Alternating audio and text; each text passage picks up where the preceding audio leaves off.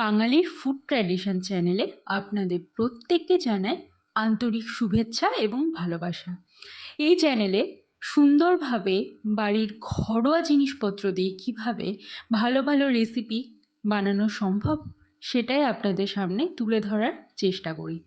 আপনারা যদি রান্না করতে ভালোবাসেন বা শিখতে চান তাহলে অবশ্যই ভিডিওটাকে লাইক করে চ্যানেলটা সাবস্ক্রাইব করে ফেলুন। আজকের রেসিপি গরম গরম মোচার চপ। বাড়িতে থাকা টোস্ট বিস্কুটের মাধ্যমেই কিভাবে খুব সুন্দর টেস্টি মোচার চপ বানিয়ে সবাইকে চমকে দেবেন আজকে দেখাবো তারই রেসিপি। প্রথমে ধনে, শুকনো লঙ্কা এবং জিরে 5 মিনিট মতো অল্প আছে ভেজে নিতে হবে। ভেজে নেওয়ার পর শিলে বেটে নিতে হবে বা মিক্সিতেও গুঁড়ো করে নিতে পারেন। মিক্সিতে এত অল্প পরিমাণে মশলা বেটে রাখা সম্ভব হয় না, সেই কারণেই মা শিলে বেটে নিয়েছে। এরপর একটা শুকনো কড়াইতে তেল দিয়ে তার মধ্যে লাল বাদাম কিছুটা পরিমাণে ভেজে নেবেন। লাল বাদামটা অল্প আঁচে ভাজবেন, না হলে পুড়ে যেতে পারে, আবার অল্প ভাজা হলে বাদামের একটা কাঁচা কাঁচা গন্ধ বেরোয়। তাই এই বাদামটাও 5 মিনিট অল্প আঁচে ভেজে নেবেন এবং হালকা পোড়া পোড়া হয়ে গেলে উঠিয়ে ফেলবেন। নতুন ধরনের রান্না হোক বা পুরনো ধরনের রান্না, সব ধরনের রান্নায় বাঙালি ফুড ট্র্যাডিশন চ্যানেলে তোমাদের সামনে উপস্থাপনা করা হচ্ছে এবং ভবিষ্যতেও হবে। তোমাদের সাপোর্ট আমাদের প্রচণ্ডভাবে প্রয়োজন, তাই তোমরা সাথে থেকো। লাল বাদামগুলো ভেজে নেওয়া হয়ে গেলে পরে একটা শুকনো বাটিতে তুলে রাখবে এবং এরপর আগে থেকে সেদ্ধ করা আলু এখানটায় ভেঙে নিতে দেখা যাচ্ছে। পুরো আলুর চোখা যেরকম হয় তার জন্য আলু সেদ্ধ করে যেভাবে মাখানো প্রয়োজন, এবং আগে থেকে সেদ্ধ করা মোচা, পেঁয়াজ, আদা, রসুন আপনারা দেখতে পাচ্ছেন। এরপর কড়াইতে সর্ষের তেল গরম করে এই সমস্ত জিনিস দিয়ে একটা সুন্দরভাবে পুর বানিয়ে নেওয়া হবে। সর্ষের তেল গরম হয়ে গেলে হালকা আঁচে বা মিডিয়াম আঁচে আদা, পেঁয়াজ, রসুনটা ভালোভাবে ভেজে নিতে হবে।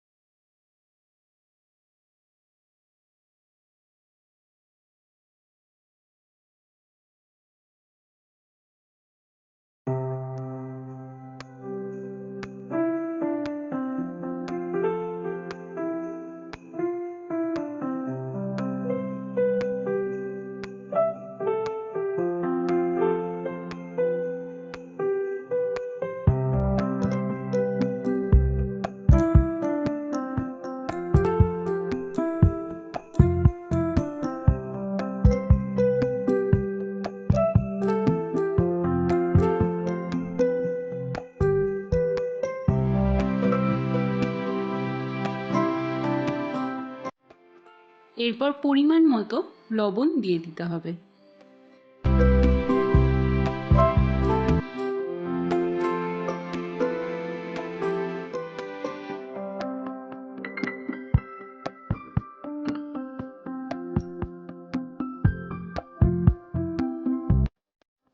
পেঁয়াজ, আদা এবং রসুন ভালোভাবে ভাজা হওয়ার সময় সামান্য পরিমাণে হলুদ দিয়ে দিতে হবে, এবং যাতে কাঁচা হলুদের গন্ধ না বেরোয় সেই কারণে আরও কিছুক্ষণ ভেজে নিতে হবে।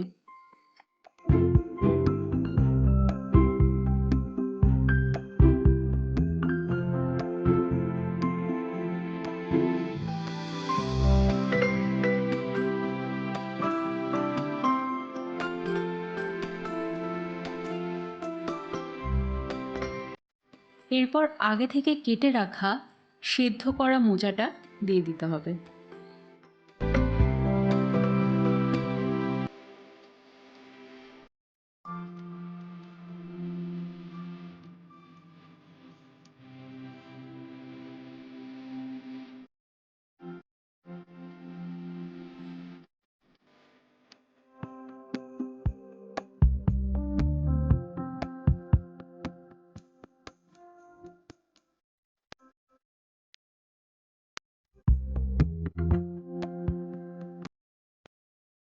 এরই মধ্যে দিয়ে দিতে হবে আগে থেকে সেদ্ধ করে রাখা ভাঙা আলুগুলো।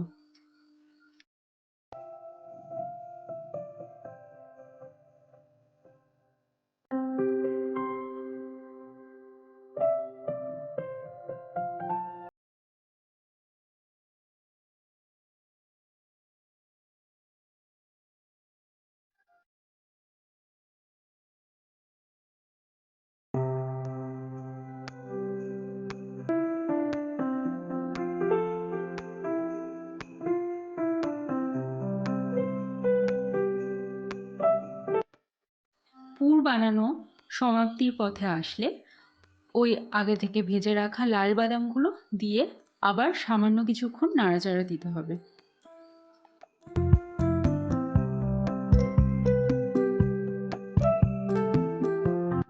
এরপর শিলে বাটা ওই গুঁড়ো মশলাটা দিয়ে দিতে হবে।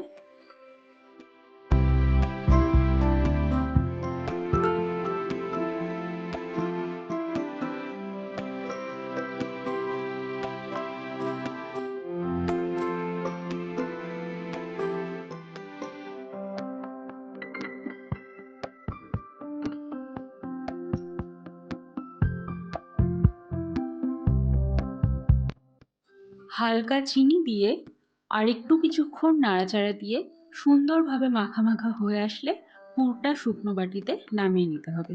চিনিটা সম্পূর্ণ অপশনাল, সবাই চিনি খেতে ভালোবাসে না, তবে চিনির স্বাদটায় অসাধারণ একটা অন্য টেস্ট ফিল হয়।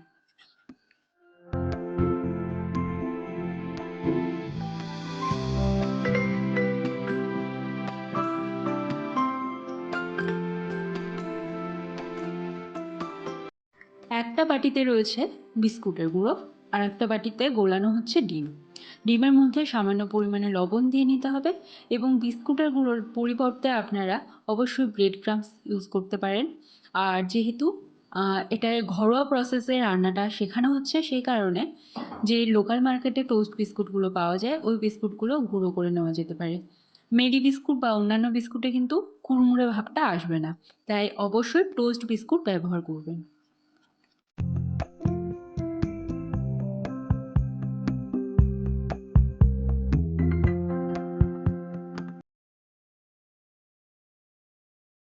এবার মোচার চপের যে পুরটা সেটাকে ভেজিটেবলের মতো শেপ দিয়ে প্রথমে ডিমের গোলায় চুবিয়ে তারপরে বিস্কুটের গুঁড়োয় মাখিয়ে একটা শুকনো প্লেটে রাখুন এবং পরপর যতগুলো বানাতে চান ততগুলো বানানোর পর একে একে সাদা তেল গরম করে কড়াইতে ছেড়ে দিন।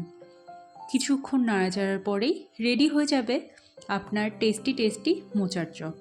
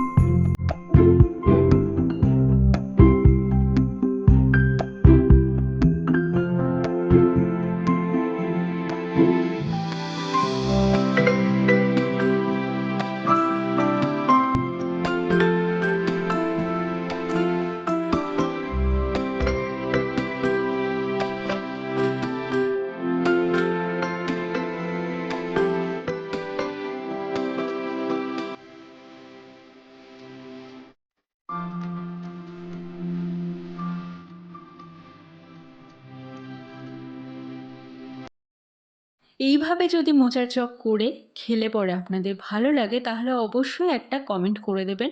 ভিডিওটা কেমন লাগলো সেটাও কমেন্ট করতে ভুলবেন না এবং একটা লাইক করতেও ভুলবেন না। আর সাবস্ক্রাইব তো করেই ফেলুন। নতুন ভিডিওতে আবার দেখা হবে।